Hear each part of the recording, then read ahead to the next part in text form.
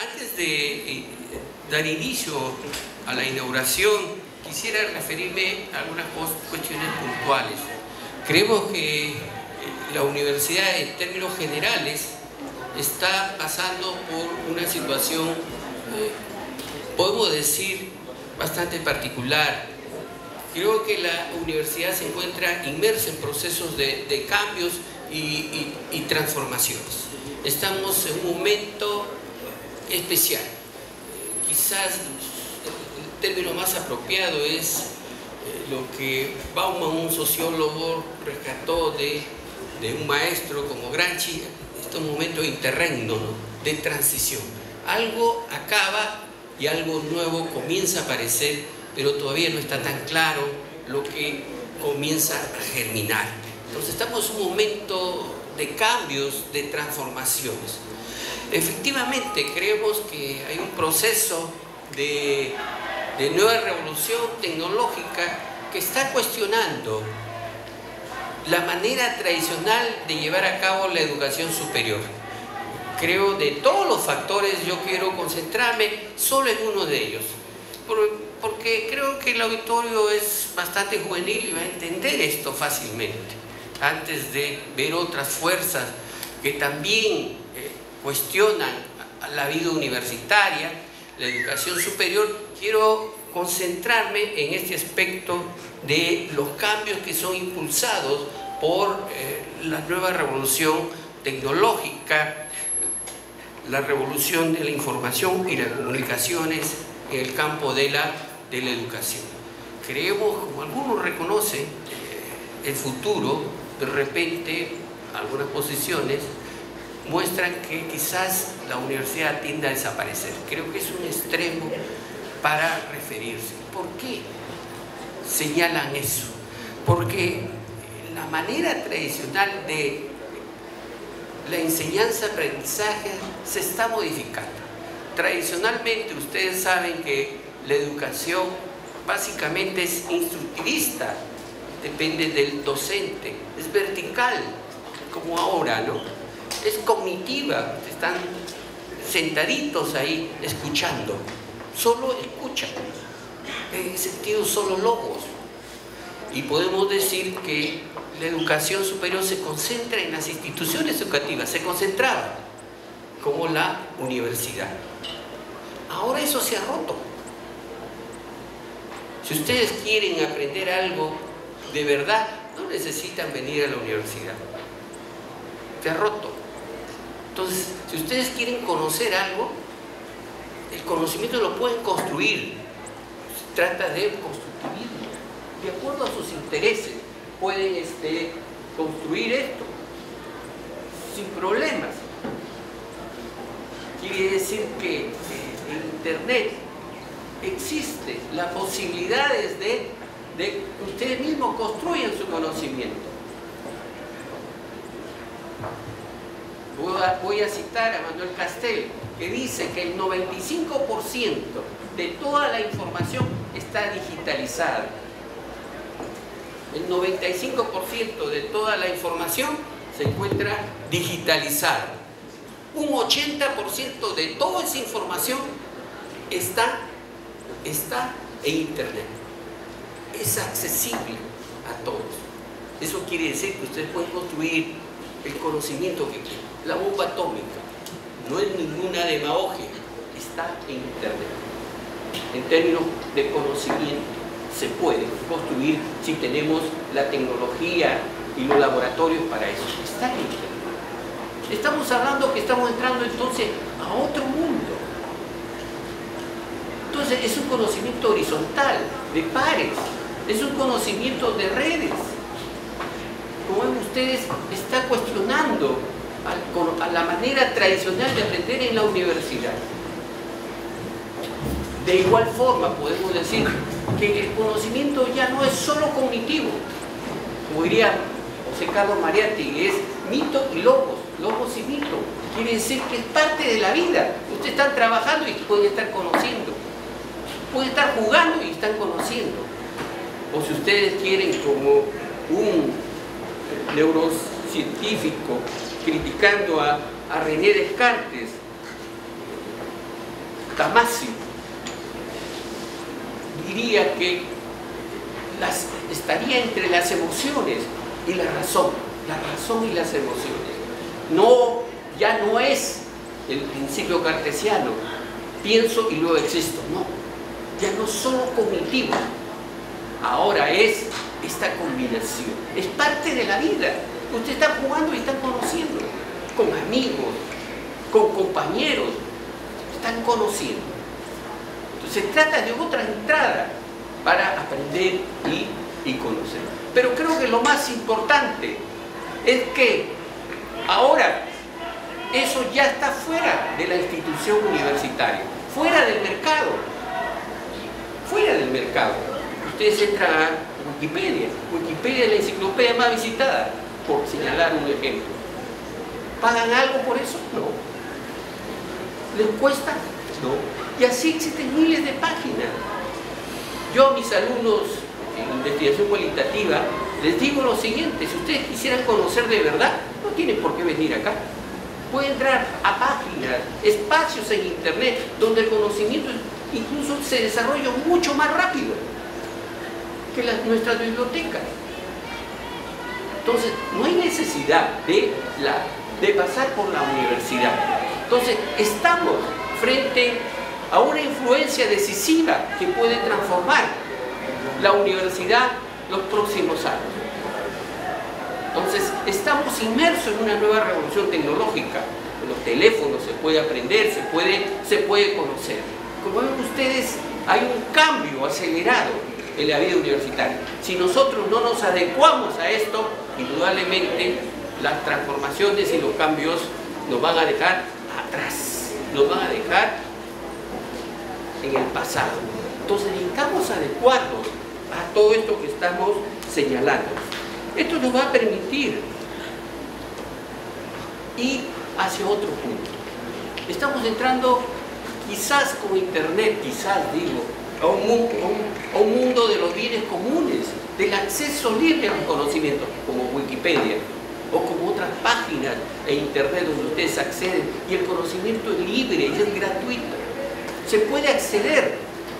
Creo que esto está dejando atrás un privilegio al cual Mariátegui en los años 20 denominó el privilegio de casta,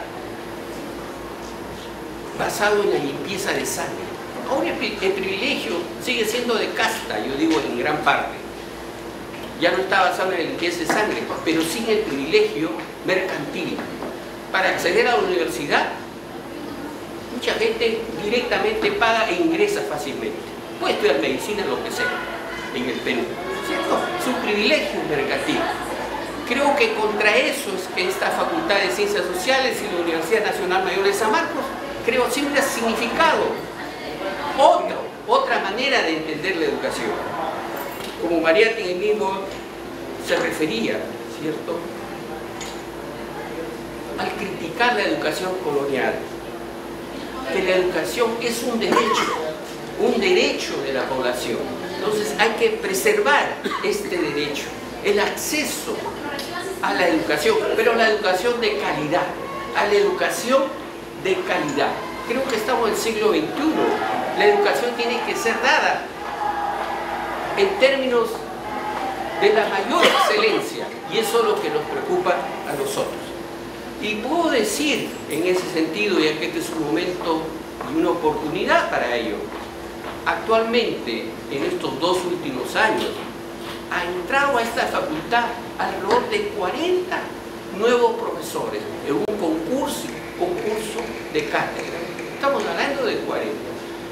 Sin temor a equivocarnos, ha entrado una comunidad académica a la Facultad de Ciencias Sociales, una comunidad académica que va a modificar la Facultad de Ciencias Sociales a mediano y largo plazo.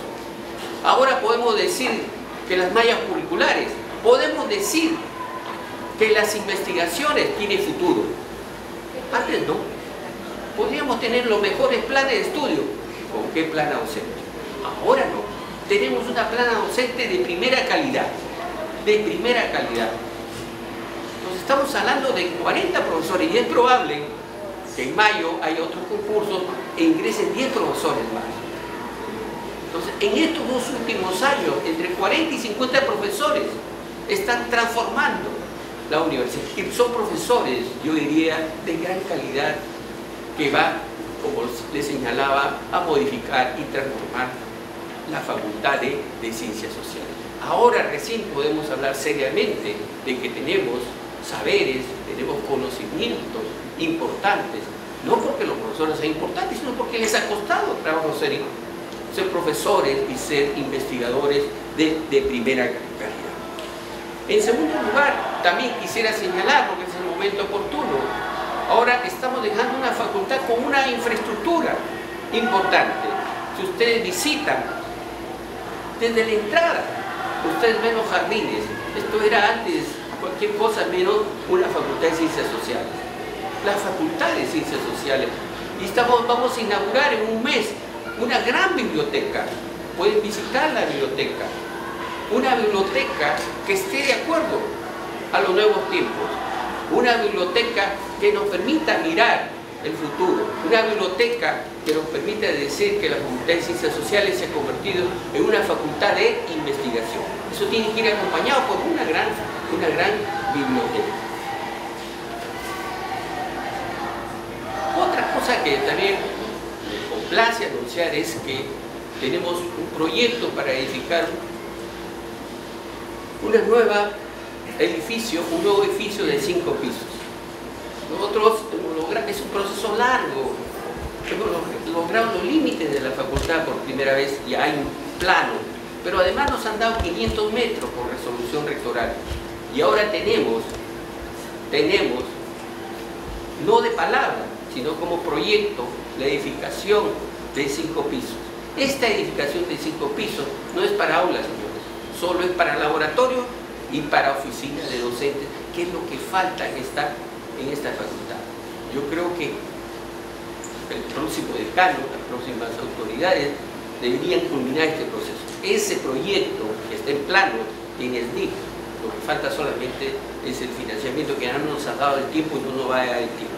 Pero está listo para que ese proyecto se ejecute. Repito, no es para aulas. Yo sé que de repente puede faltar aulas, pero eso no se ajusta. Lo que falta aquí es laboratorio, lo que falta son oficinas para docentes, para que se convierta en una verdadera facultad, la Facultad de Ciencias Sociales. Y finalmente, para no cansar, creemos que la Facultad de Ciencias Sociales ahora es un espacio de debate, de discusión. Puedo enumerar, pero basta que ustedes entren a la página web de la facultad y van a ver una colección de seminarios, congresos, lo mismo para este año.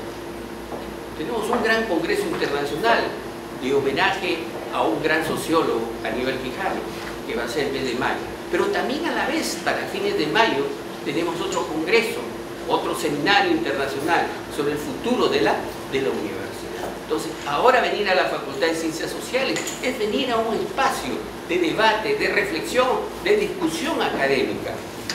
Ese creo que es el gran proyecto académico, y a eso ustedes han ingresado a esta Facultad de Ciencias Sociales. Una Facultad de Ciencias Sociales con profesores de calidad. Estamos hablando de 40, 50 nuevos profesores de calidad, ¿cierto? Estamos hablando de una nueva infraestructura que es fácilmente percibible. Y estamos hablando de un espacio nuevo para debatir, reflexionar sobre los grandes problemas de la vida social, peruana. En ese sentido, creemos que frente a cualquier posibilidad de cambio y transformación, la Facultad de Ciencias Sociales tiene que estar presta, tiene que estar llana a entender que esos cambios y esas transformaciones son posibles, pero sobre una base o un principio, que la educación es un derecho. Sobre otro principio, que la educación supone un bien común, supone el acceso igualitario, pero en una educación de calidad, una educación que sea una educación de primer mundo, si ustedes quieren, y a eso aspiramos como Facultad de Ciencias Sociales desde una universidad pública, desde una universidad. En ese sentido, declaramos inaugurado el año académico 2019 y además damos la bienvenida a todos los ingresantes a la Facultad de Ciencias Sociales. Muchas gracias.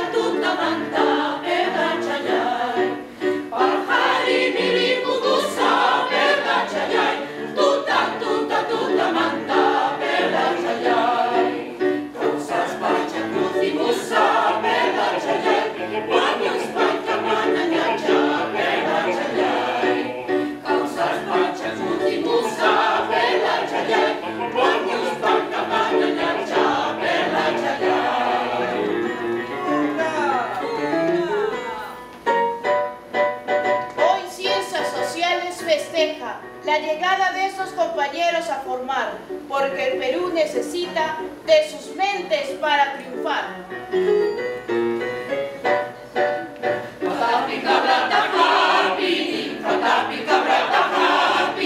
Brincan y saltan y pampan y copitan y maman, le perpetuo son coronistas, la manga le cacha y cuñachu, manga le cacha y cuñachu.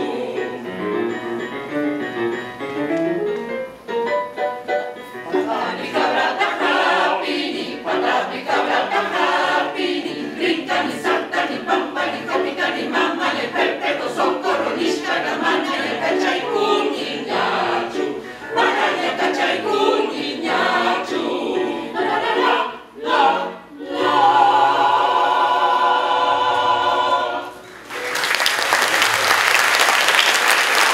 Gracias a los integrantes del coro universitario de nuestra alma mater.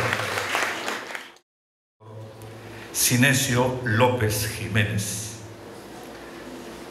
Debo decir respecto a él, para que lo conozcan, sobre todo los ingresantes, que es doctor en Sociología por la Universidad Nacional Mayor de San Marcos.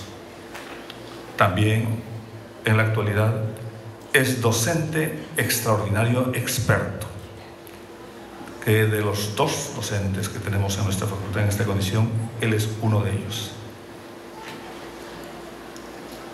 Es profesor principal de nuestra universidad, así como de la Pontificia Universidad Católica del Perú. Investigador y analista político, sociólogo con estudios completos de doctorado en la Universidad de París, Francia, bajo la dirección de Alain Touraine, y doctorado en la Universidad Nacional Mayor de San Marcos. Consultor de organismos nacionales e internacionales como el PNUD, BID, UNICEF, Presidencia del Consejo de Ministros, entre otros. Integrante durante 4 años del grupo de la Universidad de Maryland, por invitación de la Embajada de Estados Unidos, dedicado a la negociación de conflictos dentro de la diplomacia de segunda vía, la sociedad civil entre el Perú y Ecuador.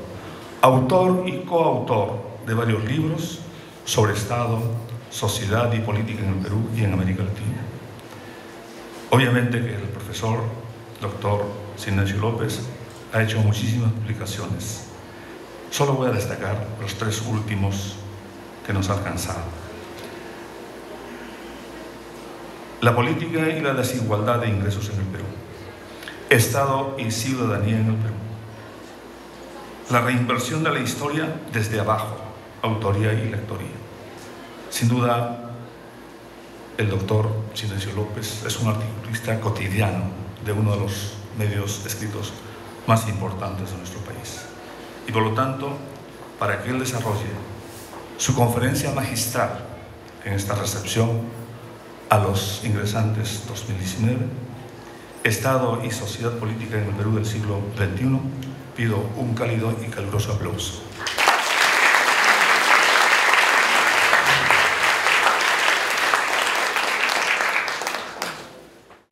Bueno, en primer lugar, permítanme utilizar este acto solemne para rendir homenaje a tres destacadísimos intelectuales peruanos sanmarquinos. Estudiaron aquí en San Marcos, algunos fueron profesores, el doctor Aníbal Quijano y Julio Kotler, algunos fue casi mi compañero, el doctor Gonzalo Portocarrero, estudió 2 años que yo, y después fue mi alumno en la Católica, ¿no? Pero digamos, estoy aludiendo a 3 muy destacados intelectuales del Perú de los últimos tiempos.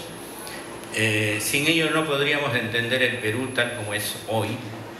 Han contribuido con su obra, con sus investigaciones, en fin, a entender el Perú, las dificultades que tiene el Perú, las posibilidades que tiene el Perú, ¿no? De tal manera que yo pido rendir con un minuto de silencio homenaje al doctor Aníbal Quijano, al doctor Julio Kotler y al doctor Gonzalo Portocarrero de esta facultad. Aníbal y Julio Kotler han sido mis profesores, digo, profesores brillantes, ¿no? Investigadores brillantes que esta facultad ha tenido, acaban de morir. Gonzalo Portocarrero fue alumno brillante de esta facultad y después ha sido profesor principalmente de la Católica. Bueno, muchas gracias por acompañarme en este homenaje. Bueno, voy a hablarles a ustedes, espero no aburrirlos, trataré de resumir lo máximo que pueda, espero comunicar con claridad lo que quiero decir. Voy a hablar sobre Estado y democracia en el Perú del siglo XXI, ¿no? Yo sé que es un tema un poco complicado, ¿no es cierto? Por ambos lados, por el lado del Estado y por el lado de la democracia, en fin, pero ese es uno de los temas que ustedes van a discutir aquí y vamos a tratar de entender los problemas que hay detrás de todo esto y ver si hay solución posible. Yo sé que la universidad es básicamente un centro académico, un centro de investigación y no es un centro político, pero no puede quedar ajeno a los grandes problemas que vive un país, ¿no? No podemos estar ajenos a entender lo que es el Estado, las particularidades que tiene el Estado peruano, su debilidad enorme que tiene el Estado peruano si lo comparamos con otros estados de América Latina y del mundo, ¿no? Y no podemos también quedar impasibles frente a la democracia que tenemos, que es una democracia básicamente electoral, ¿no? Es un avance con respecto a otros gobiernos no democráticos, dictaduras, autoritarismos, totalitarismos, en fin, pero sin duda es una democracia defectuosa, es una democracia débil, y entonces es importante entender también por qué tenemos un Estado débil y una democracia defectuosa, ¿no es cierto? Bueno, de eso se trata esta investigación. Ya hemos avanzado con un grupo de profesores, en fin, hemos avanzado sobre este tema y les vamos a presentar, yo les voy a presentar los resultados de lo que es el Estado hoy, básicamente del siglo XXI, y lo que es democracia hoy, ¿no? Pero antes voy a dar una larga explicación en la medida de lo posible sobre estos temas de Estado y democracia, ¿no? Bien, el Estado-Nación, ¿no? Que es la última forma de Estado a la que se ha llegado el mundo moderno, ¿no? El Estado-Nación es la sede de la democracia, ¿cierto? Sin Estado-Nación no habría democracia moderna. ¿Por qué? Porque el Estado-Nación tiene algunas consecuencias que son importantes si uno lo compara con la ciudad-estado, que era una pequeña ciudad-estado que no daba pie como para que cobijara la democracia moderna. En cambio, el Estado-Nación sí, puede cobijar a la democracia. Porque tiene una serie de consecuencias. Una primera consecuencia, las enumero rápidamente, ¿no? Sin Estado-nación no tendríamos representación política, no tendríamos una extensión ilimitada de la democracia. O sea, hay una democracia grande, Perú o cualquier otro país mucho más grande, la democracia es posible. También hay una limitación, obviamente la democracia participativa no es la forma de democracia de hoy, puede acompañar la democracia representativa, pero no es la democracia moderna por excelencia. Es posible la diversidad de ciudadanos, ¿no? Es posible también el conflicto político. El conflicto político es inevitable, todas las sociedades viven en conflicto político. Lo que hay que hacer es evitar que ese conflicto político se transforme en guerra y sea más bien una forma de convivencia. O sea, hay que saber convivir con el conflicto. John Stuart Mill decía que si no hubiera conflicto en la vida social, habría que inventarlo, porque esa sociedad es muy aburrida, ¿no? De tal manera que todo eso, digamos, ofrece el Estado-Nación, ¿no?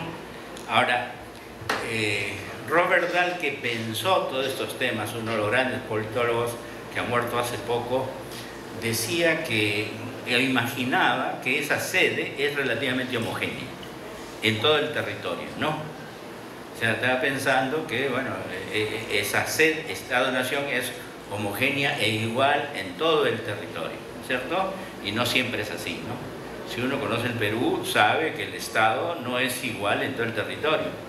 Lima no es igual a Huancavelica, Puno, ni a ninguna región de la selva. El Estado está diferentemente implantado en cada una de esas regiones, ¿no es cierto? Entonces no hay esa homogeneidad. Entonces la pregunta que hay que hacerse es la siguiente, digamos. ¿En qué medida la desigual distribución de capacidades que tiene un Estado en el territorio incide en la configuración de la democracia, ¿no es cierto? ¿En qué medida esa desigual distribución de capacidades que tiene el Estado en el territorio incide en la forma como se va a organizar la democracia en cada región, por ejemplo, ¿no? Entonces, bueno, yo diría que eso es una pregunta central y ese es un tema que hay que explicar, ¿no es cierto? Otro elemento importante que ha habido en los últimos tiempos ha habido que la descentralización, ¿no es cierto? Hubo intentos de descentralización a lo largo de la historia, quizá el más importante fue el que hizo García en los últimos años de su gobierno, cuando estaba en los estertores, agonizando, digamos, el primer gobierno de García. Ustedes son jóvenes, no conocieron bien el tema, pero ese gobierno fue un desastre y la única medida más importante que fue la descentralización, ¿no? Pero, digamos, la descentralización comenzó a operar de verdad, digamos, básicamente a partir de 2002, 2003, ¿no? En la medida en que se le dio recursos abundantes a las regiones para que puedan, ¿no? Invertir. No es nada banal que las regiones hoy gasten el 30% del presupuesto de la República, ¿no es cierto? Con la crisis bajó el 25%, pero más o menos va hacia el 30% del gasto público. Eso es importante. Entonces, y la descentralización tiene un efecto importante en la política, en los partidos, en el Estado. La descentralización desnacionaliza la política, desnacionaliza los partidos, desnacionaliza al Estado. O sea, si ustedes ven hoy, estos llamados partidos nacionales no son nada nacionales. Nacionales en la medida que tienen autorización para postular a nivel nacional el candidato a la presidencia de la República, pero no son nada nacional, no tienen ningún peso en las regiones más, y ya no tienen ningún peso en las regiones. En las regiones lo que funciona es el partido de la región, partido regional, ¿no es cierto? Y el Estado también se ha debilitado. Hoy, el escenario político fundamental en las elecciones regionales y en las elecciones locales es básicamente el escenario local. Ahí se disputa poder y recursos, ¿cierto? Y eso obviamente desnacionaliza la política. Los partidos también, los partidos nacionales no tienen nada que hacer ahí. Los que eligen ahí son los partidos regionales, ¿no? Entonces, ha habido una desnacionalización de la política de los partidos y del mismo Estado. El Estado se ha debilitado. Yo creo que la descentralización es importante, ¿no es cierto? Pero con un Estado débil como el que tenemos, es muy riesgosa, ¿no es cierto? Es muy riesgosa. ¿Qué es lo que pasa? A medida que hay una mayor desnacionalización de la política en el territorio, se abre posibilidades a que surjan gobiernos que son satrapías regionales o que están dirigidos por narcotraficantes, ¿no es cierto? En las regiones, ahí no voy a citar, pero ustedes pueden ver, digamos, casos en el que el gobierno regional, digamos, tiene una dinámica muy distinta a lo que es el gobierno nacional, ¿no? Y que puedes tener una democracia nacional, pero a nivel regional puedes tener satrapías, o sea, pequeñas dictaduras cerradas en esas regiones, ¿no? Y luego otro elemento que hay que ver, analizar en la relación Estado-democracia es justamente los encuentros que hay entre Estado y democracia, ¿no es cierto? Estado y democracia son fenómenos distintos y a veces contradictorios, ¿no es cierto? El Estado, ¿qué es el Estado? ¿No es cierto? No voy a entrar en detalles, ¿no? Pero el Estado es una estructura de dominio institucional, ¿no? De dominio institucional, que al interior de un territorio demanda el monopolio de la fuerza. Es para resumir, ¿no es cierto? Eso es el Estado, ¿no es cierto? Bueno, estamos hablando de un Estado en teoría, ¿no es cierto? Pero si ustedes miran el Estado peruano, eso está en cuestión. Eso está en cuestión. Es cierto que hay una estructura de dominio, pero a veces no está institucionalizado. ¿Qué? Dominio institucional quiere decir es un dominio en el cual hay alguien, un grupo o una clase que domina, pero con reglas, Está sometida a reglas, a leyes, a normas. No hace lo que da la gana, ¿no es cierto? Pero en el Perú sí. Puede a lo mejor no haber un dominio institucional. Ahora, que al interior de un territorio reivindique el monopolio, eso está en cuestión. Miren, 20 años tenemos el BRAE ahí. 20 años, o más de 20 años. Y no podemos resolver ese problema. ¿Qué Estado tenemos? O sea, un Estado que no puede tener el monopolio de la fuerza y no puede acabar con un problema 20 años, quiere decir que es un Estado muy frágil, muy débil. En alguna ocasión, un presidente, Ollantumala, me contaba que eso se mantiene ahí por corrupción. Y entonces le digo, a ver, pues termina. Bueno, y ahí sigue. Ahí sigue. Es el mismo problema. ¿Qué es lo que está en cuestión ahí? El monopolio de la fuerza. Mire, un Estado moderno es aquel que monopoliza la fuerza, ¿no es cierto? Vamos a ver, yo he hecho la forma como se distribuye el ejército y la policía en el territorio para que vean ustedes que es un desastre, ¿no? Bueno, entonces, el Estado es construido desde arriba, ¿no es cierto? El Estado es construido desde arriba por una élite estatal, por el gobierno, por ciertas coaliciones de élites, ¿no? Mientras la democratización y la democracia viene de abajo. Viene de abajo. Son, digamos, los ciudadanos, la sociedad civil, la sociedad en general, digamos, partidos que se movilizan y que luchan por establecer ciertas igualdades en la vida social y en la vida política, ¿no? O para participar igualitariamente, digamos, democráticamente en la vida política. La democratización es eso, digamos, ¿no? Eso a veces culmina en democracia, no siempre la democratización termina en democracia. Hay democratizaciones que se pasmaron allí y no culminaron en democracia. La democracia es producto de un encuentro entre la élite estatal y las élites de la democratización, ¿no es cierto? Los que dirigen las democratizaciones negocian con la élite estatal y buscan definir un régimen político. Eso se llama el régimen político. El régimen político es producto de un acuerdo, de un contrato entre Estado, sociedad y ciudadanos, digamos, ¿no? Y hay dos ejes fundamentales de esa negociación de ese contrato. Uno es cómo accedes al gobierno, cómo los ciudadanos llegan al gobierno, ¿no? En una democracia llegan a través de elecciones, ¿no es cierto? Y la otra es, una vez que ganas las elecciones, cómo manejas el gobierno, cómo manejas el Estado, cómo gobierna la sociedad, ¿no? Entonces, el que es elegido tiene que tomar decisiones siguiendo leyes, reglas, procedimientos, ¿no es cierto? Ese es un temor, ¿no es cierto? Lo que pasa es que en el Perú y en América Latina elegimos presidentes y nos gobiernan dictadores, ¿no? O sea, cree que una vez que lo eliges es dueño del Perú. Entonces lo vende, ¿no? Lo vende. O sea, ustedes han visto, ya no voy a decir nombres, porque pueden adivinarlo fácilmente, gente que camina normal y de repente cuando es elegido se transformó en un pavo real, ¿no es cierto? No digo nombres, usted sabe ya a quién me refiero, ¿no es cierto? Fernando Enrique, no, Przeworski, un gran politólogo de la Guayu hoy, me decía lo siguiente, que una vez que fue elegido Cardoso presidente, invitó a 20 sabios, ¿no? Premio Nobel de Economía, a grandes politólogos, a grandes sociólogos, para discutir con ellos a ver qué podía hacer Brasil cuando fue elegido presidente, ¿no? Entonces fue una reunión espectacular.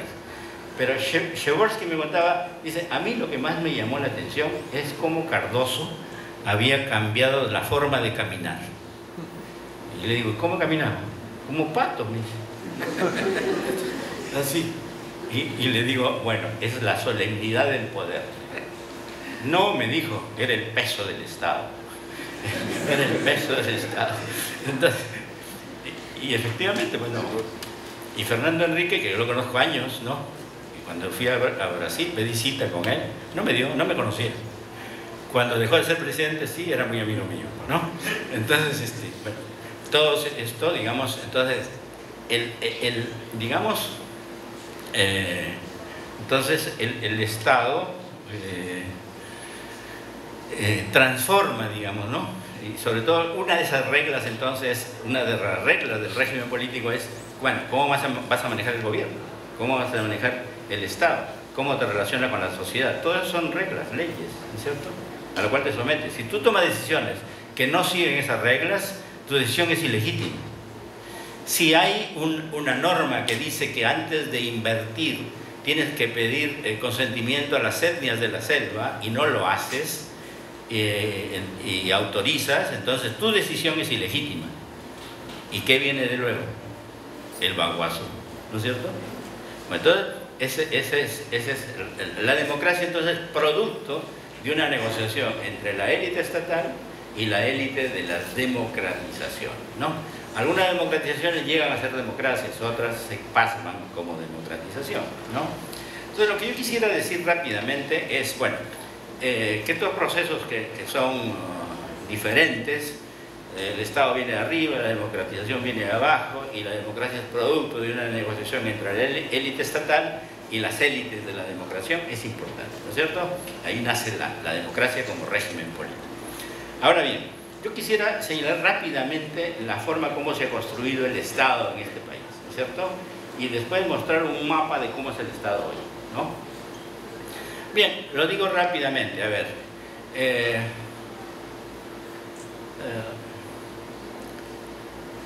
Hay formas de análisis de eso. Hay tres formas de analizar este tema de la formación de los estados, ¿no? Uno es una comparación de continente, ¿no? Por ejemplo, comparar continente latinoamericano con Europa, para ver si se construyó de la misma manera el estado o no. O compararlo con el África, a ver si es la misma forma de construcción. Bueno, sobre eso hay investigaciones interesantísimas, ¿no es cierto? Pero es una forma de comparación continental. La otra forma es una comparación entre países, ¿no? A ver, en América Latina, y eso voy a aludir, ¿no? Es distinta la forma como se construyó el Estado en México con respecto a Colombia, o Chile entre Chile y Perú. La forma como se construyó el Estado es diferente, ¿no es cierto? De eso lo vamos a tratar rápidamente, ¿no? Y un tercer nivel de análisis, ¿cuál es? ya es cómo se ha construido el Estado para adentro. Este tema es un tema de fondo, que a veces muchos investigadores dejan de lado. ¿Cómo se construye el Estado para adentro? ¿No es cierto? Ese Estado para adentro, hay dos maneras de construirlo, ¿no es cierto? En las investigaciones de Seifert, un gran investigador que acaba de publicar un libro que se llama State Building en Latinoamérica, dice, hay dos formas. Una es a través de los deployed, ¿no? o de los delegated, los extranjeros, los ajenos, los extraños, que construyen el Estado para adentro. México, Chile, ¿no? Uruguay, son extraños que construyen el Estado hacia adentro. O sea, la élite estatal manda un conjunto de funcionarios que no tienen que ver nada con la localidad donde van a construir Estado. Y entonces hacen un Estado uniforme para todos, igual. Y si ustedes ven Chile, Uruguay, México, la distribución de bienes públicos en las regiones es más o menos homogénea. Salud, educación, seguridad, justicia, ¿no? En las regiones no hay tanta diferencia. Comparen el Perú, en cambio. Hay una diferencia brutal en la forma como se distribuyen los bienes públicos entre Lima, por ejemplo, y Apurímac, ¿no? Es brutal. Eso tiene que ver con la forma como se ha construido el Estado para adentro. Cuando lo construyen delegated, deployed, o sea, gente extraña, entonces la cosa es interesante porque ellos más o menos se someten a la tesis central, a la dirección de la élite, ¿no? Y su ingreso, su prestigio, ¿no? Su futuro depende de su relación con la élite. Entonces hacen estados homogéneos en todo el territorio, que atienden con bienes públicos iguales para todos, ¿no es cierto? O relativamente iguales para todos, ¿no?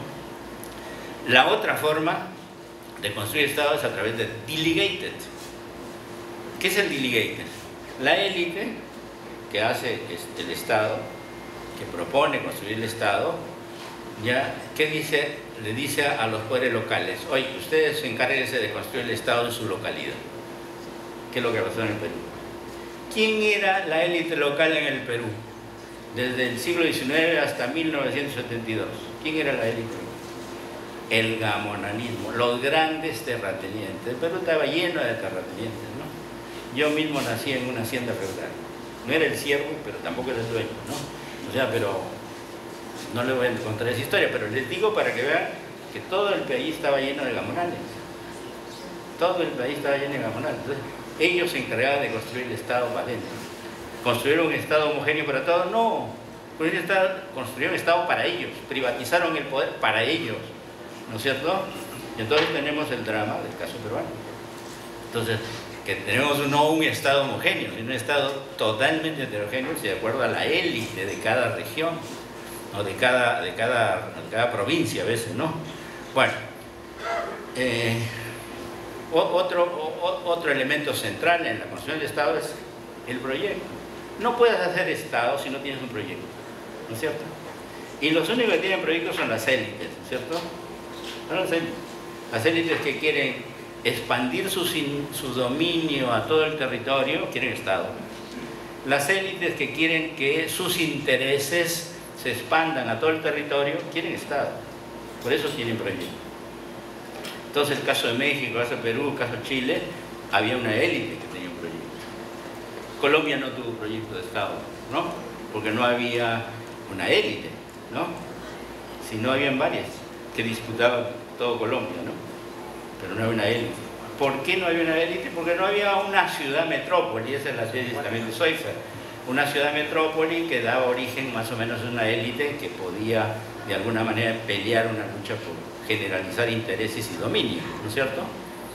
Entonces, la metrópoli es clave. En México era una metrópoli, Lima también, Santiago también. Entonces ahí surgió una élite que pudo hacer un proyecto de largo alcance, ¿no es cierto?, para construir un Estado, ¿no? Un otro elemento importantísimo en la construcción del Estado, ¿cuál es? Los factores estructurales. Hay factores estructurales que ayudan a la construcción del Estado y hay factores estructurales que no ayudan para nada a la construcción del Estado, ¿no es cierto? ¿Cuáles son estos factores? Si comparamos Perú-Chile, por ejemplo. ¿Por qué Chile es un Estado en forma y por qué el Perú es un Estado en pleno? ¿No es cierto? ¿Por qué? Eso tiene que ver con dos factores estructurales. Uno primero, el caso del Perú es un país de relaciones sociales serviles, de gamonalismo y servidumbre. Toda su historia fue eso, desde independencia, para no ir más atrás, y eso hasta el tiempo de Velasco, ¿no es cierto? Esa fue la relación del fondo, el gamonalismo del... Y el gamonal era un Estado dentro de otro Estado. Todo el mundo sabe historias, pero ustedes jóvenes que no han vivido las tragedias que hemos vivido los mayores, les cuento una historia. O sea, alguien de una comunidad vecina cometía un delito y no quería ser apresado, se metía a la hacienda del gamonal. Y la policía no podía entrar a la hacienda, ¿por qué? Porque era propiedad privada, uno, y dos, porque era fuerza de trabajo del gamonal. Era un Estado dentro de otro Estado, entonces no había una autoridad central. No hemos tenido, al tiempo hasta de Velasco, no hemos tenido al Estado como autoridad central en todo el territorio. Digamos, bueno, entonces, el proyecto es fundamental, sin eso no hay Estado. Capacidades, sobre todo, de construir Estado, ¿no? Las capacidades son habilidades y destrezas que tienen los funcionarios para cumplir las funciones que tienen, ¿no es cierto? Bueno, y otro, el factor estructural central entonces era, digamos, las relaciones sociales. Otro factor estructural que bloqueó en el caso peruano la posibilidad de construir Estado era la dificultad, sino imposibilidad de armar coaliciones sociales y políticas duraderas. Chile los tuvo. Chile tuvo miren, siempre desde Portales o un poco antes en adelante, Chile tenía unas coaliciones sociales y políticas vigorosas, como un puño, ¿no es cierto? Y se mantuvo como un puño. Podían variar los gobiernos, pero tenías un Estado que le daba continuidad, sostenido en coaliciones políticas y sociales duraderas. En el Perú no hemos podido armar coaliciones sociales y políticas duraderas, ¿no? No ha habido coaliciones sociales y políticas. Ni siquiera en las épocas difíciles, ¿no?, de la guerra con Chile, por ejemplo, ¿no es cierto? Recuerden ustedes el caso de Cáceres, ¿no? Había sectores de la élite que querían que Cáceres fuera derrotado porque temían que un triunfo de Cáceres suponía la eliminación del gamonalismo y la eliminación de la servidumbre. Entonces querían que triunfe Chile, ¿no? O sea, no había ni en la época más difícil la posibilidad de armar una gran coalición sociopolítica. Entonces, obviamente, esas son las vallas estructurales que tenemos y que Chile no tuvo, y que entonces Chile tuvo la posibilidad, desde un punto de vista estructural, de tener un Estado más o menos sólido y nosotros no. No sé, ¿puedes avanzar ahí? Un poco. Bueno, eso es la idea de proyecto, ya lo dije. ¿Puedes avanzar? Ya. Esos son los factores estructurales, ¿no? Los factores estructurales son, digamos, en el caso, ¿no?, nosotros teníamos servidumbre, ellos tenían fuerza de trabajo libre en las minas y en la agricultura. El inquilinato no era servidumbre, era mano de obra libre. Nosotros, en cambio, todo era servidumbre en la mina y en la agricultura. Y las coaliciones sociales y políticas las tuvo Chile, nosotros no las tuvimos, ¿no? Podemos avanzar. Luego, yo diría, eso también ya lo dije, hay un timing, retrocede un poco. Hay un timing en la construcción del Estado, ¿no es cierto? El Estado no se construye en cualquier momento. El Estado se construye en ciertas épocas de crisis, ¿no? En ciertas épocas de crisis, después que se apaga, por ejemplo, los tiempos de boom, y entonces, bueno, viene la necesidad, el debate de cómo construir Estado, ¿no? En todo caso, diversas investigaciones que se han hecho sobre la forma como se ha construido el Estado en América Latina y en el Perú, en comparación con Chile, prestan atención a dos cosas, ¿no? A dos periodos de crisis. al momento que después de la independencia tienen que ir formando estados, ¿no? Y aparece la modernización y aparece la posibilidad de formar estados, nosotros en la época del guano, porque antes del guano nosotros fuimos un país balcanizado, a diferencia de otros países, o sea, nos encapsulamos en nosotros mismos, eso produjo refeudalización, amonalismo, lo fortaleció, en fin, mientras otros no, estaban abiertos a la economía del mundo, en nuestro caso muy especial. Eso pudo ser, digamos, la apertura se dio a partir del 45, el guano, en fin, y la posibilidad de armar un Estado, ¿no? Que desgraciadamente fracasó por esos factores estructurales, básicamente. Proyecto había, la élite civil del guano, en fin, tenía más o menos cierto proyecto que fracasó, y eso, digamos, culminó en la época de la guerra con Chile, ¿no es cierto? Otro momento de crisis donde hubo intento de construir Estado también fue los años 30, donde aparece, digamos, las clases medias y otros sectores populares, y entonces el gran debate es ¿y cómo incorporamos a esas clases, a la vida política? Ese es el gran debate, ¿no es cierto?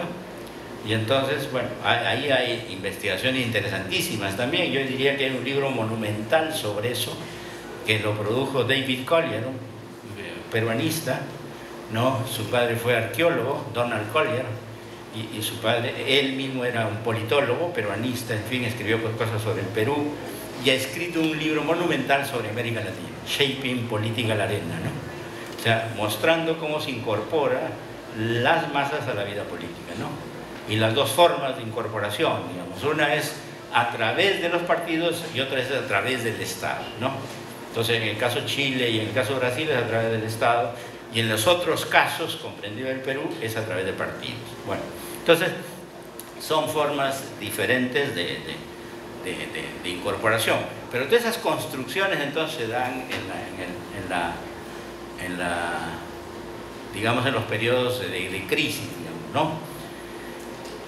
García Calderón, Francisco, ustedes habrán visto el libro, ¿no es cierto? Es un libro optimista, impresionantemente optimista, se llama El Perú Contemporáneo, ¿no? El Perú Contemporáneo, ha sido traducido y uno lo lee y se impresiona por el optimismo. Dice, bueno, mira, aquí es que comenzó a construir el Estado después de la guerra con Chile, hubo un resurgimiento y efectivamente ahí surge el Estado oligárquico, ahí es donde surge el Estado oligárquico. Una de las primeras medidas es que reivindicar el monopolio de la fuerza, armar las Fuerzas Armadas, ¿cierto? Y reivindicar el monopolio en todo el territorio, que no lo logró, pero bueno, eso fue una medida importantísima, la institucionalización de la Fuerza Armada, ¿no? Y luego el desarrollo de ciertas políticas públicas que daban origen a un bien público importantísimo, la educación, ¿cierto? Contreras ha contado su historia y todos los investigadores han contado su historia de cómo surge la educación como un bien público a comienzos del siglo, ¿no? Con el ministro Polar, ¿no? El ministro Polar llega a ser ministro, es un ministro civilista, ¿no es cierto? Llega al gobierno y dice, ¿y qué pasó aquí? No, entonces dice, bueno, no hemos tenido unidad a través de la ley, no hemos podido unificar al país a través de la ley. Vamos a hacerlo a través de la educación. Y entonces toma 4 medidas que son fundamentales, ¿no? Que son fundamentales. Primero, la educación va a pasar del poder local, del municipio, al Estado nacional. Primera medida fundamental. Segundo, va a dedicarse el 20% del presupuesto de la República a la educación. ¿Cuánto es hoy? 16%. En ese momento decir 20% es un montón, ¿no es cierto? Entonces 20% dedíquese a la educación. Tercera medida, créese las normales superiores para que todos los maestros se puedan formar, ¿no es cierto? Y cuarta medida, que es la medida revolucionaria, en fin, que dice todos los maestros al campo. Había gente que no lo había hecho, ¿no? Y se fueron al campo. Entonces, fíjense, eso que aparentemente aparece como una, yo lo he dicho, en Ciudadanos Reales Imaginarios, una homogenización forzada, ¿no? Porque se trata de castellanizar a todos. Sin embargo, tenía un cierto mérito. ¿Cuál era? Queríamos una educación igual para todos. ¿Se imaginan ustedes que en vez de educación, porque la educación tiene que matizarse, hubiera sido salud pública igual para todos? Era otra cosa, ¿no es cierto? Pero ahí comienza entonces a desarrollar ciertas cosas. Ahí hay el mismo proyecto de la élite oligárquica tiene cierto éxito parcial, digamos, ¿no? Éxito parcial. Entonces hay cambios, los ingresos fiscales suben un poco, no tanto, pues. Un país que no sabe cobrar impuestos, francamente, no, o un Estado que no sabe cobrar ni impuestos, no es Estado, ¿no es cierto? ¿Cuál es la presión tributaria del Estado hoy? 13%. 13%. ¿Qué vas a hacer con 13% de presión tributaria? El sur te quiere llevarse 7. ¿Cuánto queda? 6. Entonces, 13% de presión tributaria. Cuando América Latina la media es 21, ¿no es cierto? La media de presión. La presión tributaria es, para todos los jóvenes, impuestos sobre PBI. Eso es una ratio, una razón. Impuestos sobre PBI. Eso se llama presión tributaria. En el Perú es 13%. La media en América Latina 21. Argentina tiene 25. Chile 23. Brasil 36. La OCDE, a la donde queremos ir a cada rato, ¿no es cierto? Nos vamos a integrar a la OCDE. ¿Cuánto tiene? 36%, ¿no es cierto? ¿De qué estamos hablando? Con 13%, ¿qué puedes hacer? ¿No es cierto? Eso es un estado totalmente débil, incapaz, digamos, ¿no? Bueno, entonces, eso más o menos, digamos, es una debilidad que no se supera, pero bueno, se avanzó mucho, ¿no? Y luego hemos tenido la construcción, el intento de construir el Estado que viene desde el APRA, el año 30. Si ustedes recuerdan el antiimperialismo del APRA, bueno, ya no lo recuerdan porque nadie lo lee ahora, pero nosotros los que leímos en su momento en el antiimperialismo del APRA, lo que más llamaba la atención era el papel del Estado y cómo había que construir un Estado como una alternativa, no solamente de organizar el poder, sino de promover el desarrollo, ¿no? Que en ese momento era pura exportación y entonces decía hay que desarrollar industria para adentro y el que desarrolla industria para adentro es el Estado, ¿no es cierto? O sea, él se adelantó a todo lo que fue la teoría de la CEPAL, Friedrich y toda esa historia, ¿no es cierto? Entonces ese proyecto es interesante, no se pudo llevar a cabo porque la correlación no lo permitió, ¿no? Pero ¿quién lo llevó a cabo? Velasco. O sea, Velasco hace lo que el APRA, lo que Acción Popular, la Democracia Cristiana, el Social Progresivo no pudieron, lo hizo Velasco. Construir el Estado que estaban postulando, ¿no? Y yo diría, ojo, no se escandalicen, jóvenes, voy a defender a Velasco, ¿no? Voy a defender a Velasco. Yo, cuando era estudiante universitario como ustedes, era ultra, ¿no? Como todos los jóvenes de esa época, ¿no? Y entonces Velasco para mí era un reformista, ¿no es cierto? Y entonces queríamos una revolución de verdad. La verdad del fondo es que cada medida de Velasco nos ponía a nosotros a la derecha. Esas medidas son espectaculares, ¿no? Bueno, una de las grandes reformas de Velasco fue eliminar la servidumbre. Eliminar el gamonalismo, la servidumbre. Esa reforma fue fundamental. Sobre esa base se desarrolla la democracia. Tú no puedes tener democracia con siervos, ¿no es cierto? Democracia es de ciudadanos, no con siervos. Entonces esa medida fue fundamental. O sea, Velasco desarrolla, concreta el proyecto que desde el 30, el APRA, los reformismos trataron de hacer, no pudieron, Velasco lo hizo, ¿no es cierto? Y la Fuerza Armada en general. No es un problema heroico de una persona. Es la Fuerza Armada, hay correlaciones de fuerza que lo permiten, entonces ese es el otro gran proyecto y concreción de la reforma del Estado. Y finalmente el Estado neoliberal, ¿no es cierto? ¿No? Estado neoliberal, que ustedes conocen, eso sí lo han vivido, ¿no? Eso viene después del golpe de Fujimori de 1892, que reorganiza toda la economía, la privatiza, pasa de una visión sociocéntrica del Estado a una mirada, digamos, de un Estado totalmente periférico, de un Estado de subsidiario, como se dice, ¿no? Ya el Estado deja de ser un espacio de realización de los sueños, la política deja de ser un espacio de realización de los sueños, el Estado ya no tiene ningún rol importante, es muy subsidiario, lo que manda es el mercado, ¿no? Lo que manda es el mercado. Y eso es lo que se va estableciendo más o menos después del golpe del 92. Bueno, y ya para ir concluyendo, porque yo sé que el sueño apura, y el hambre también, aunque yo les digo a todos los jóvenes, el hambre los hace más inteligentes, ¿no? Eso está demostrado. Eso está demostrado. El hambre los hace inteligentes. Así que tengan la paciencia de escuchar. Entonces, vamos a ver ahora cómo se produce el encuentro Estado y democratización. Yo diría en el siglo XIX hubo dos intentos de encuentro que me parecen simpáticos, ¿no? Los historiadores saben más que yo esos temas, pero los quiero citar rápido, ¿no? Uno es la revolución de 1854 y 55, ¿no es cierto? De Castilla y los hermanos Gálvez. Miren ustedes, para mí, lo más interesante son los hermanos Gálvez, más que Castilla.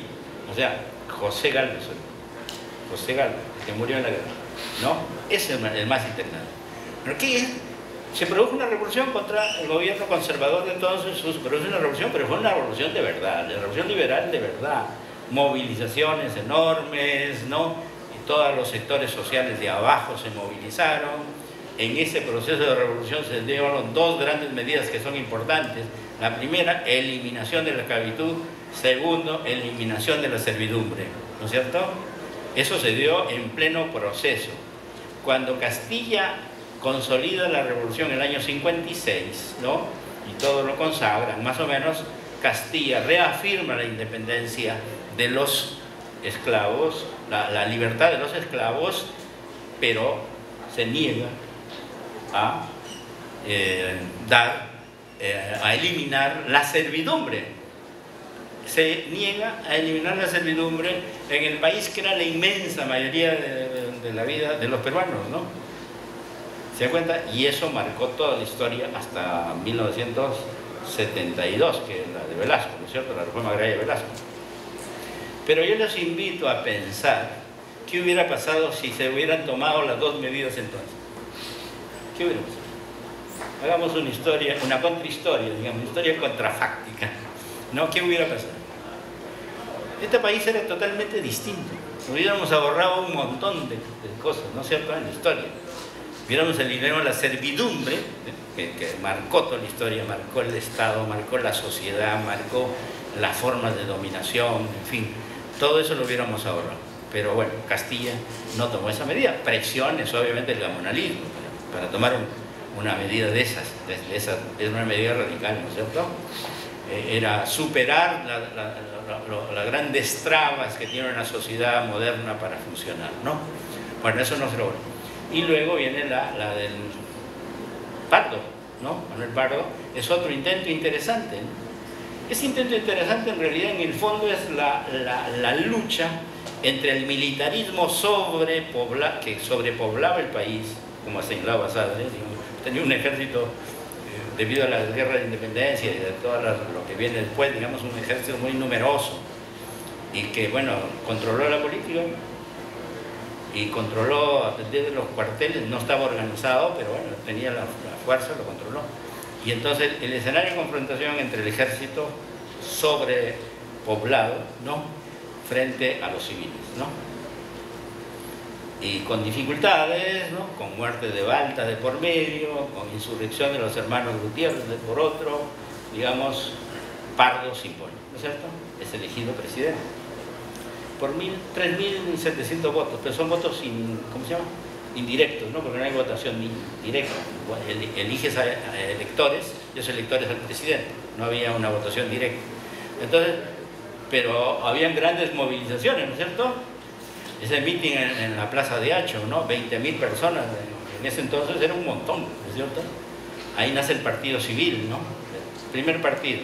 Estaban hablado de partidos anteriormente, pero no son corrientes, ¿no? El partido más o menos es ese, ¿no?, Partido Civil, ¿no?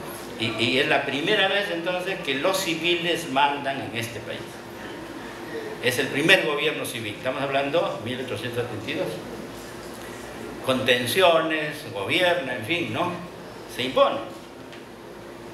Pardo, no se olviden, estaba tuberculoso en Jauja, ¿no es cierto? Y desde Jauja se pregunta, ¿y qué es el Perú? Tiene un hermoso libro que se llama Jauja, ¿no? Se pregunta, ¿qué es el Perú? Es un país bárbaro, ¿no? Es un país bárbaro. Tenemos todo, mira Huancayo, dicen todo. Tenemos todos recursos, en fin, riquezas, pero no las podemos poner a nuestro servicio. ¿Por qué? Porque no hay carreteras, no hay ferrocarriles, no hay nada, ¿no? Entonces él, otro viaje parecido es el de José Larriba Agüero, ¿no? 1912. Es un viaje que te dice lo que es un país totalmente desmembrado, incomunicado, ¿no es cierto? Y entonces, bueno, ¿y qué tiene que viajar? Es más difícil el viaje del niño Goyito, ¿no? Ese viaje de Ribagüero, ¿no? Bueno, pero estoy diciendo, entonces, eso, sin embargo, culminó su gobierno, después vino otro gobierno y fue elegido, postuló al Senado, fue elegido presidente, senador y luego presidente, y ahí fue asesinado. Fue asesinado Pardo, ¿no? Bueno, ahí culmina esos dos intentos. Luego hay intentos ya del Estado oligárquico, no, en el Estado oligárquico hay sí intentos de encuentro entre el Estado oligárquico y las democratizaciones.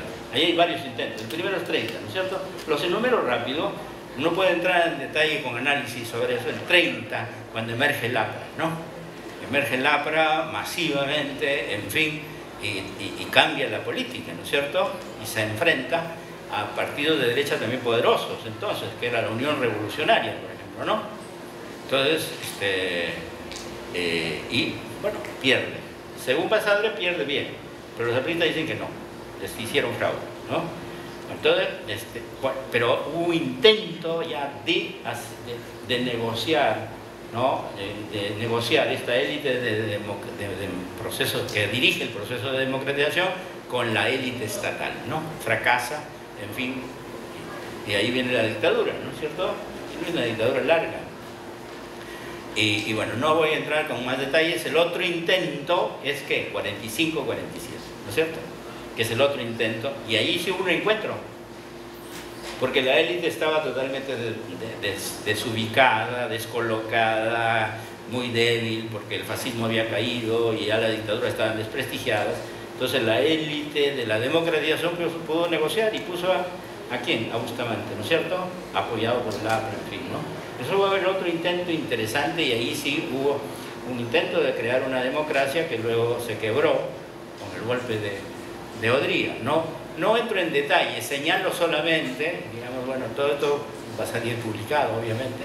Y luego el otro intento es el año 56, ¿no es cierto? El año 56, en el que el APRA se alianza con la oligarquía y redefine todo el juego de fuerzas, ¿no es cierto? Y entran nuevas fuerzas ahí, ¿no? Acción Popular, la democracia cristiana, las izquierdas mismas, ¿no? Y bueno, y ahí nuevamente hay una negociación, y final, el otro intento es el 63, ¿no es cierto? Belaúnde y ahí hay negociación, que se traba, ¿no es cierto? Ahí se produce un golpe, se traba, ¿por qué? Porque tienes un gobierno dividido en un presidencialismo parlamentarizado. Lo que estoy diciendo puede parecer griego, ¿eh? Pero estoy diciendo los términos precisos. El gobierno de Belaúnde fracasa, ¿por qué? Porque hay un gobierno dividido. El presidente era de un partido, el Congreso era de otros partidos.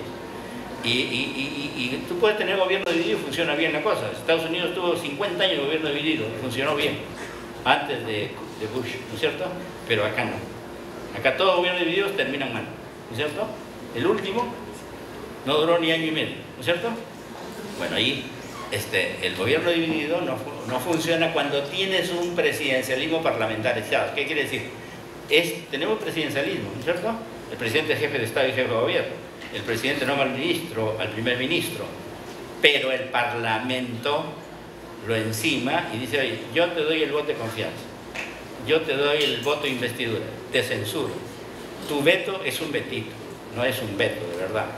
El veto norteamericano es un veto de verdad, ¿no es cierto? Dice, veto, no pasa esa ley, y veto. Aquí el presidente, ¿qué dice? Observo la ley. El Parlamento, ¿qué dice? Insisto, y la promulga. ¿Qué veto es eso? Eso no es poder, ¿no es cierto? Eso no es poder. El Ejecutivo muy débil. Bueno, entonces termina mal. Y finalmente el velasquismo, el gobierno de Velasco, nuevamente a partir del 80, entra en negociaciones con las democratizaciones que vienen de la sociedad, ¿no es cierto? O sea, la transición democrática.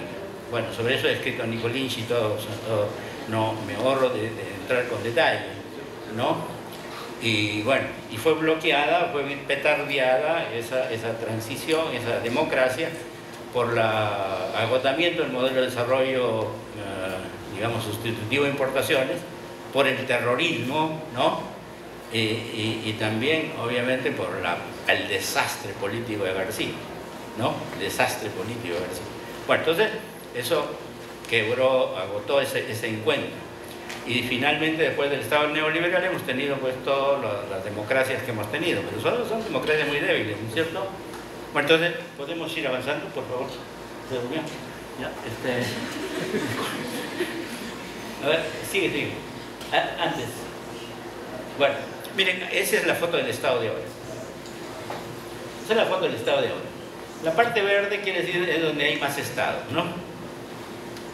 La parte amarilla es el estado intermedio. Y la parte roja es donde casi no hay estado, ¿no? Aquí está hecho a nivel provincial. Hay 8 capacidades, les digo rápido, 8 capacidades que han sido medidas a nivel provincial, ¿no? 1, lo que se llama capacidad coercitiva, cómo se distribuye la Fuerza Armada en el territorio, ¿no? 2, la efectividad legal, o sea, en qué medida la ley efectivamente se impone en el territorio. Todo está a nivel provincial, ¿no? Porque hasta ahí hay datos, ¿no es cierto? Hasta ahí hay datos. Y entonces, luego, la capacidad de distribuir bienes públicos, educación, salud. Luego, infraestructura, seguridad ciudadana, ¿no es cierto? ¿Qué más? Capacidad impositiva. Bueno, todas esas capacidades están medidas ahí a nivel provincial. Bueno, ese es el estado que tiene. Es un poco para llorar, pero ese es el estado que tenemos. Es el estado que tenemos. Estado muy débil, lo verde es donde hay estado.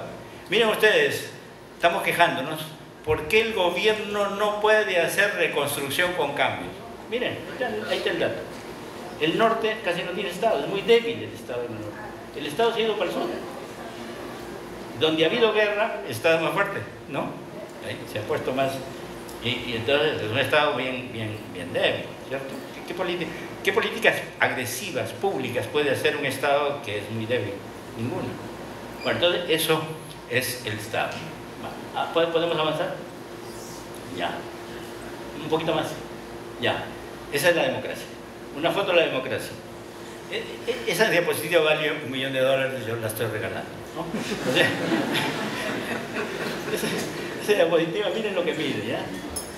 Mide libertades, en la parte, ¿no? En la parte vertical, libertades, y en la otra, participación ciudadana, ¿no? Cuántos votan, participan, en fin, ¿no? Y las bolitas esas son provincias, ¿no es cierto? ¿Qué es lo que dice el mapa? El mapa es bien simpático. La participación de todos los peruanos es altísima, o sea, los que votan, ¿no? La participación política es muy alta, casi todos están del 50 para arriba, ¿no? Para abajo hay muy pocos, casi 50 para arriba. Pero si ustedes ven libertad, ¿qué pasa con libertad? Miren libertad de 50 para abajo, hay más o menos un número muy importante de que la libertad está por debajo de 50 y por encima de 50 hay más, ¿no? Pero si uno usa el Geodat, lo tengo, ¿no? Pero ya es demasiado, ¿no? Geodat, o sea, pongo eso en mapa. Donde hay más libertades y más participación es en la costa. Donde hay más participación, pero hay menos libertades, es en la sierra y en la selva, ¿sí? Eso es lo que dice ese mapita, ¿no? Eso es lo que se llama la democracia edal, ¿no? Que mide libertades más participación, ¿no es cierto? Sigue, por favor. Ya, allí es democracia secundaria, no, esa es la democracia ya en mapa. ¿Dónde hay más democracia? Viene costa y algo de la sierra, ¿no? Y todo el resto es... ¿Puede seguir? Ya, calidad de la democracia también está medida, ¿no? Lo que es verde es más avanzado, lo que es amarillo es intermedio y rojo poco. Sigues, descentralización política y fiscal, también está medido a nivel provincial. Ahí está. Lo que es verde, bueno, está mal distribuido, pero más para la sierra, para la costa es un desastre, ¿no? Bueno, sigue el mapa de democracia global, ya de conjunto, así como era el mapa de Estado. Eso es lo que tenemos como democracia. Ya, y aquí viene ya el otro mapa, a ver, por favor, Estado y democracia. Ese mapa vale $5 millones y lo estoy dando gratis. ¿Por qué es interesante este mapa? Porque junta Estado y democracia. Miren ese mapa, junta Estado y democracia. Entonces ya, con eso concluyo, para que no se deprima. Ya, con esto concluyo. La parte plana de colores verdes es donde hay más Estado. Los puntos verdes donde hay más democracia. ¿Qué es lo que ven ustedes ahí? Es que en la costa hay más Estado y hay más democracia, ¿no es cierto? Bueno, eso más o menos lo sabemos de sentido común, pero ahí está cuantificado, ¿no es cierto? Y el resto ya está repartido más o menos en la sierra y la selva. Podemos avanzar y es la última, esa es donde hay más Estado y más democracia. ¿Ves? Las provincias donde hay más Estado y más democracia. Es básicamente todo casi está concentrado en la costa, ¿no? Bueno, eso es lo que quería decirles. Muchas gracias por la paciencia.